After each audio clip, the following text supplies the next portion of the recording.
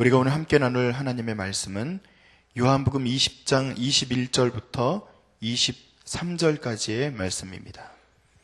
요한복음 20장 21절부터 23절까지의 말씀입니다. 요한복음 20장 21절부터 23절까지의 말씀을 저와 여러분이 한 목소리로 봉독하겠습니다. 예수께서 또 이르시되 너희에게 평강이 있을지어다. 아버지께서 나를 보내신 것 같이 나도 너희를 보내노라. 이 말씀을 하시고 그들을 향하사 숨을 내쉬며 이르시되 성령을 받으라. 너희가 누구의 죄든지 사하면 사하여질 것이요 누구의 죄든지 그대로 두면 그대로 있으리라 하시니라. 아멘. 오늘도 우리에게 평안을 주시는 하나님께서 우리에게 귀한 은혜를 주실 줄로 믿습니다. 예수님께서 부활하셨어요. 이것은 우리에게 너무나도 큰 기쁨이고 부활하신 예수님을 믿기 때문에 우리가 이 자리에 지금 앉아 있는 거잖아요. 여러분들이 이 자리에 나오시는 이유가 부활하신 예수님을 믿기 때문에 나와 계신 것이지, 여러분들 예수님이 부활하지 않았다면 우리가 교회를 이룰 이유는 없습니다. 즉 예수 그리스도의 부활이 우리에게는 능력이고 우리가 이 땅에 존재하는 이유요, 우리가 오늘도 예배드리는 이유인 줄로 믿으시기를 바랍니다. 어제 예수님께서 부활하시고 나서 그 저녁에 안식일의 그 저녁에 제자들에게 나타나셨어요. 근데 상황이 참 묘하죠. 그 모든 문들이 닫혔다 그랬잖아요. 그 모든 문들이 닫혀 있는 가운데에서 예수님 육신을 입고 있으신데 그럼에도 불구하고 문들을 통과해서 그 가운데 서셨다라고 이야기를 어제 함께 나누었습니다. 그리고 나서 첫 번째 말이 무엇이었을까요? 야, 나 부활했어. 나 이제 살아났으니까 근데 나 따라서 너희들 열심히 이제 함께 주님의 사역을 감당해야지. 뭐 이렇게 처음부터 거창한 어떤 이야기를 시작하지 않고 처음에 그 이야기가 뭐였다고요? 아헤이레네 샬롬. 그냥 인사예요. 여러분들이 어제도 말씀드렸지만 그냥 인사예요. 잘 지냈니? 평안해라. 그 이야기입니다. 그리고 나서 예수님께서 또 그들에게 말합니다. 또 평안해. 너희가 좀 평안했으면 좋겠어. 여러분, 예수님께서 지금 평안하라고 이야기하시는 그 가운데 주님께서 지목해서 보여주신 곳이 어디죠? 손과 옆구리예요.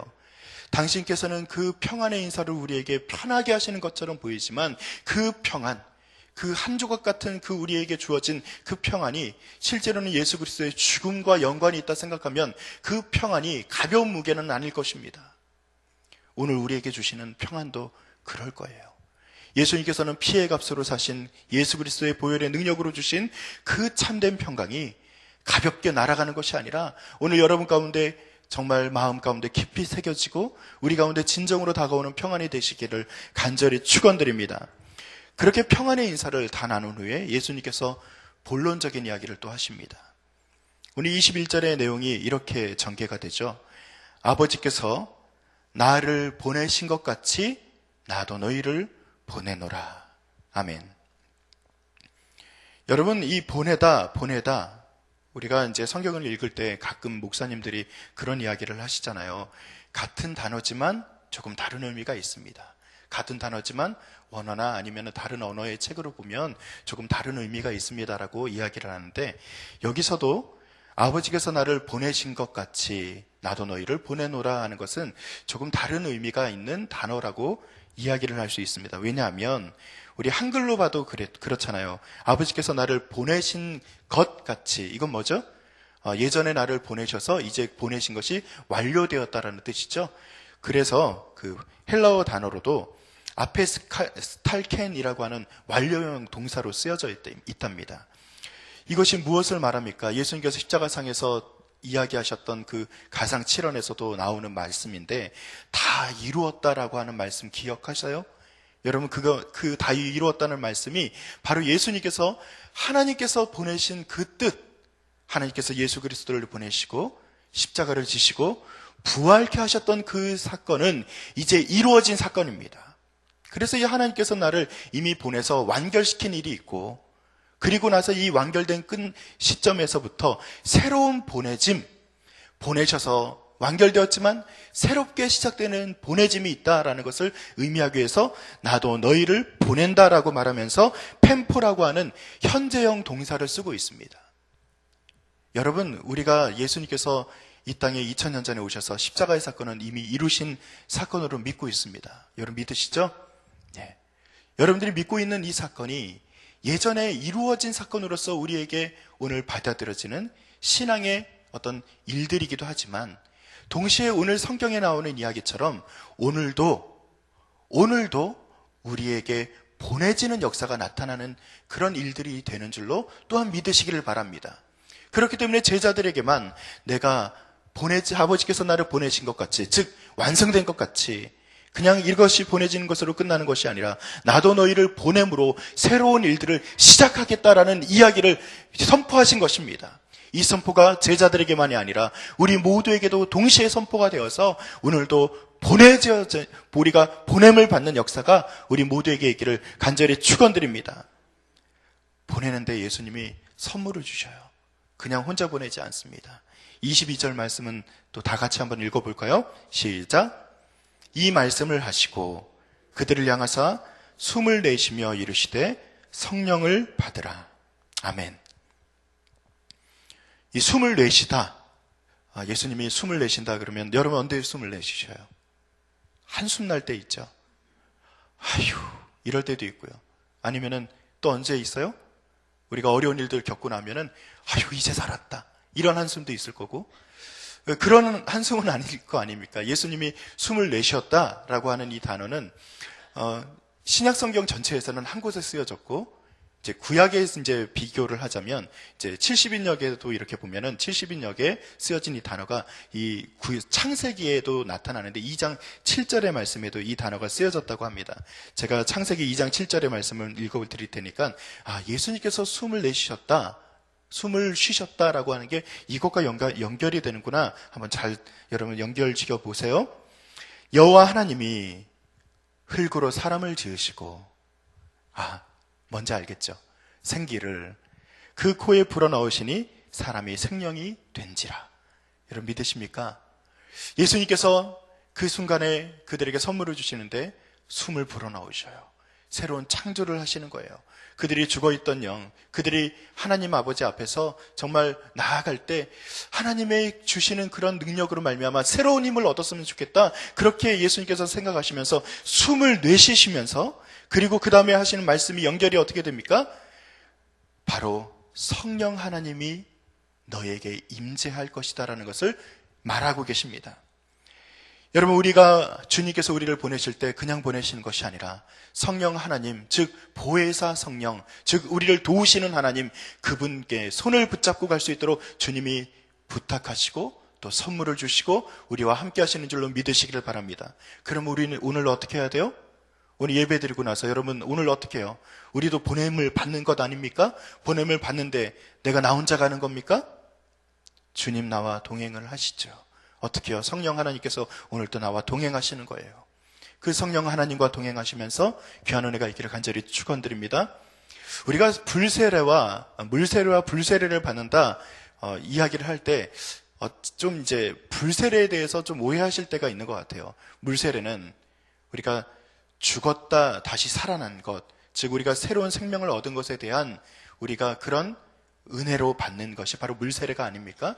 불세례는요, 불세례를 받는다 그러니까 막 오늘 또 뜨거움이 임해가지고 갑자기 막 뜨거워져서 방언도 터지고 우리가 갑자기 안 보이는 것도 보게 되고 예언도 하고, 맞아요. 그것도 맞는데 그 측면에서의 불세례만은 아니죠. 불세례가 불이라고 하는 것은 어떤 의미가 있습니까?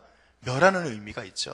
그러니까 성령을 받는다 그랬을 때는 그 성령께서는 그냥 우리에게 오셔서 소멸하고 우리를 태우시고 우리를 새롭게 하시는 그 역사가 바로 불세례라는 의미로 우리에게 주어지지 않습니까? 우리에게 오늘 태워지는 역사가 나타나요. 태운다는 것은 없어지는 것을 의미하는 것으로 끝나는 것이 아니라 새로운 것을 더하기 위한 없어짐이에요. 여러분, 우리에게 있는 죄를 없애시고 우리에게 무엇을 더하십니까? 성령의 열매를 더하시는 줄로 믿으시길 바랍니다. 우리에게 하나님의 귀한 은사를 더하시는 줄로 믿으시기를 바랍니다. 그래요. 그렇기 때문에 우리가 성령을 붙잡고 나아간다는 것은 주님께서 우리에게 있는 더럽고 추하고 안타깝고 내가 버리고 싶고 그런 모든 안 좋은 것들을 이제는 주님의 불로 소멸해 주시고 하나님의 그 성품을 우리에게 더하시는다. 그렇게 여러분 생각하시고 오늘도 하나님의 성품으로 살아가시기를 다시 한번 축원드립니다. 이제 23절입니다. 23절 말씀은 이렇게 써 있죠. 제가 한번 읽겠습니다. 너희가 누구의 죄든지 사하면 사하여질 것이요 누구의 죄든지 그대로 두면 그대로 있으리라 하시니라. 아멘. 이 말씀을 잘 이제 받아들여야 될 이유가 있는데, 너희가 누구의 죄든지 사하면 사하여질 것이요 라는 이 문장 때문에 천주교랑 좀 개신교가 조금은 견해를 달리합니다.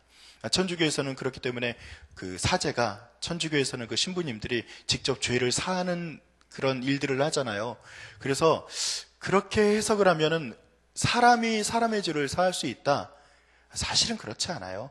천주교도 그런 논리로 하는 건 아니겠지만, 대신 하는 거겠지만, 너무 사람이 강조가 되어서 만약에 임요한 목사에게 누군가가 저한테 와서 죄를 갖다가 고백해야지만 죄가 사해진다면 하나님의 역할이 굉장히 줄게 되잖아요. 맞지 않습니까? 이거는 뭐냐 하면 22절과 좀 연결을 같이 해야 돼요. 22절에서 내가 누구와 손을 붙잡고 나아간다고요? 보냄을 받는데 누구와? 성령님과. 성령님께서는 어떤 역사를 하신다고요? 우리에게 있는 죄를 도말하시고 우리에게 능력을 더하시는 역사를 함께 하신다고 했죠. 그럼 23절에는 그냥 나 혼자가 아니라 23절에는 성령 하나님의 손을 붙잡고 가는 자 우리가, 너희가 라고 말했을 때는 제자들이긴 하겠지만 그 너희가 안에는 누구와 함께 하는 거예요? 바로 성령님이 함께 하시는 거예요. 즉 죄를 사해 주시는 하나님의 은사를 받은, 즉 은사가 그런 은사가 아니라 성령 하나님과 함께 동행하는 너희가 우리로 인해서 가서 복음을 선포하고 그리고 죄사하는 그 구원의 능력을 선포할 때 그것을 믿고 따르는 자에게는 죄사하는 역사가 나타날 것이다라는 이야기가 23절에 기록이 된 것입니다. 여러분 그냥 편하게 생각하세요. 여러분들이 가서 누구와 동행하는 우리가? 성령님과 함께 동행하는 우리가 가서 무엇을?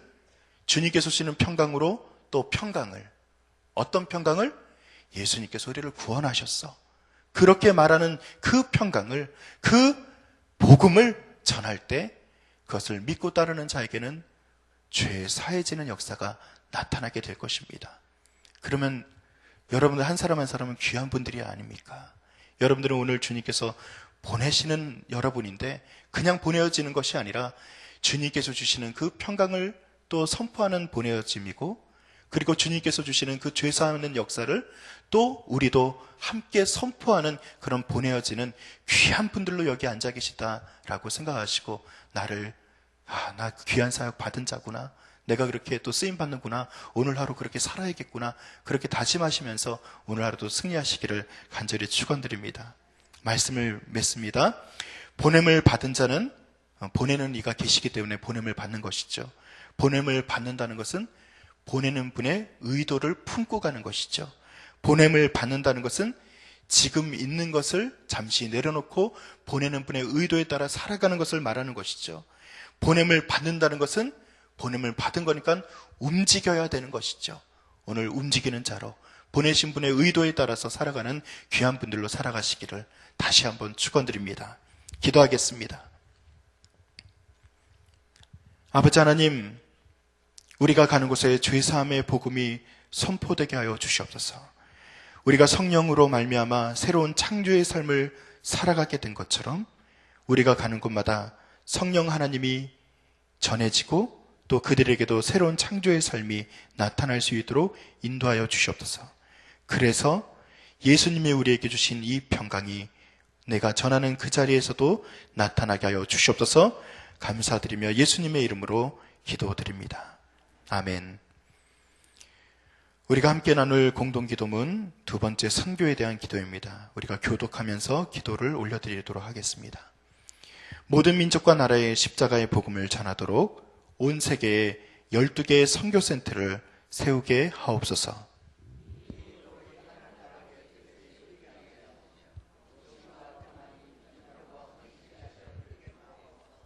성경에 기록된 약속대로 주님께서 다시 오실 때까지 이 아름다운 발걸음이 강물처럼 들불처럼 이어지게 하시고 주님 뜻이면 어디든 순종하며 나아가는 선교 공동체에게 하옵소서.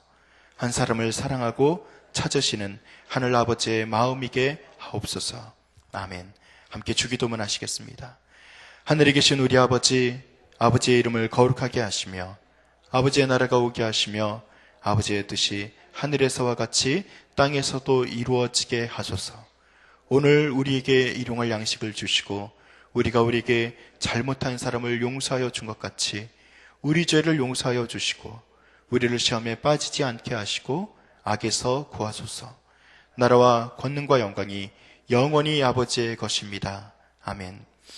이 시간 다음과 같은 기도의 제목으로 함께 기도합니다. 지금 들은 말씀이 내 삶으로 이어질 수 있도록 기도하시기 바랍니다. 성경 2000 통독을 통해 말씀의 복을 누리게 하시고 오늘 있을 화요여전도의 연합 모임과 그리고 오후에 있을 권사의 기도회를 통해서 말씀과 기도 응답의 복을 누리게 하여 주시옵소서. 그리고 각 교구 여전도회와 교구 전도대와 교구 기도 모임을 통해 전도의 열매와 응답의 복을 주시고 또 오늘 한가을 말씀 사경의 말씀을 전하실 박종화 목사님을 위해서 기도해 주시고 우리 목사님이 전해 주실 질그릇 속의 보화라는 제목으로 주실 말씀을 위해서도 여러분 기도해 주시기 바랍니다.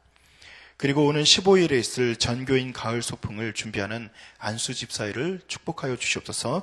기도 중보해 주시기 바랍니다. 자연재해로 인해 고통당하는 남부 지역을 위해 기도해 주시는데 어제 경주에서 또 여진이 있었다고 하죠.